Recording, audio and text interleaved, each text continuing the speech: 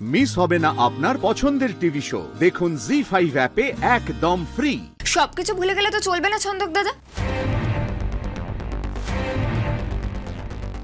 পুরনো সবকিছু ভুলে গেলে তো তুমি শত্রুকে বন্ধু ভেবে আবার ভুল করবে। এই ঈশিতা দিদি বন্ধুর মুখোশ পরে তোমার পিঠে ছুরি মেরেছে।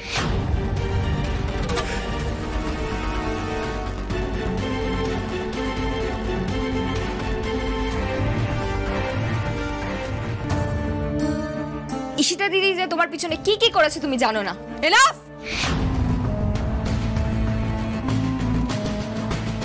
কিসব বাজে অ্যালিগেশন দিচ্ছ আমি তো বুঝতেই পারছি না। কি প্রমাণ আছে তোমার কাছে বলো তো?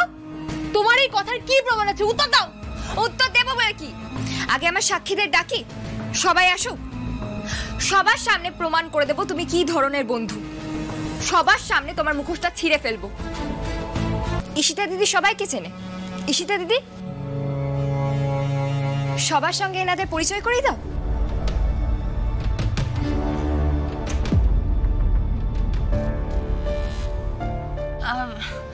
Ishita, Fulki, you are talking. You know these people? Aunty ওনারা জয়িতার মা বাবা আর উনি আমার মা। কিন্তু তোমরা এখানে কেন? আসলে ফুলকি আমাকে বারবার জিজ্ঞেস করছিল, কোনো কিছু না জেনে শুনে খুনি সাব্যস্ত করে ছন্দককে আমরা শাস্তি দেয়ালাম কেন? সবই ঈশিতার জন্য।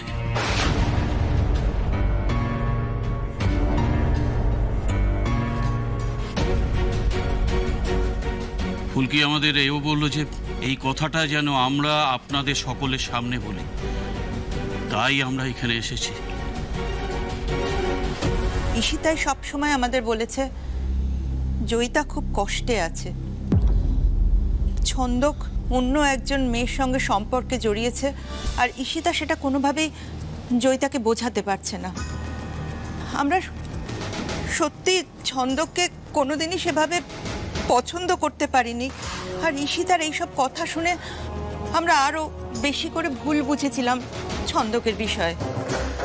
শেষমেশ যে সত্যিটা প্রমাণিত হবে এটা ভাবা যায়নি, তবে ঈশ্বরের অসীম কৃপা জানেন, এখনো এই ফুলকি, রোহিত, ঘানশিরি এদের মতো মানুষ পৃথিবীতে আছে।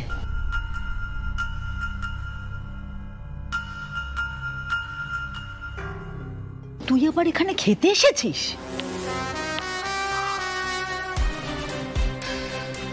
আমি খুন করিনি। আবার মিথ্যা কথা। আমি জয়িতাকে কেন খুন করব? আপনারা শুনুন, আমি খুন করিনি বাবা।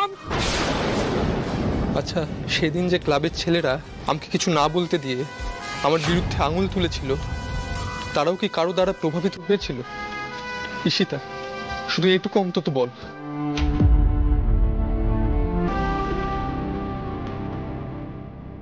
ওই তো ওই ম্যাডামই তো আমাদের ক্লাবে ঢুকে চিৎকার করে বলেছিলেন যে ছন্দক মজুমদার নাকি তার বউকে মেরে ফেলেছে। হ্যাঁ হ্যাঁ, এই ম্যাডামই বলেছিলেন।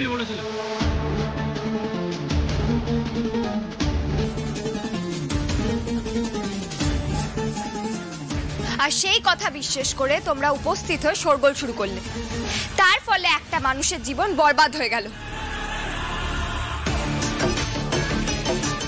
জি5 ডাউনলোড করুন আর সব এপিসোড দেখুন একদম ফ্রি।